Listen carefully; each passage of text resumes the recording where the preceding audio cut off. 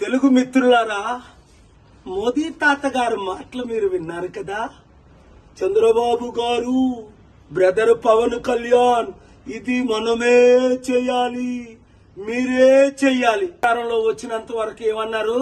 Special status ఇస్తాను, smart సిటీలు కడతాను, నల్లధనం తీసుకొస్తాను, అందరినీ శాంతిగా ఉంచుతాను, అద్భుతాలు చేస్తాను, డాలర్ రూపాయితో సమానం చేస్తాను, 20 కోట్ల ఉద్యోగాలు 10 సంవత్సరాలు ఇస్తాను. ఆ మాటలన్నీ మర్చిపోయి 2014లో వచ్చినప్పుడు మనకి మట్టి దీపము, ఇప్పుడు వచ్చినప్పుడు పవన్ కళ్యాణ్కి ఆ విక్కీ టాబ్లెట్. అప్పులు మనం చేసి మన రాజధాని కట్టుకోవాలట. ఇప్పటికైనా బుద్ధి వచ్చిందా? మన డబ్బంతా తీసుకెళ్లి గుజరాత్కి అప్పచెప్తున్న లక్షల కోట్లు. మార్పు రావాలి. మాకు మోదీ వద్దు, మోదీ తొత్తులు వద్దు అన్నవారందరూ క్లిక్ చేయండి, వీడియో ఫార్వర్డ్ చేయండి, మార్పు తీసుకురండి.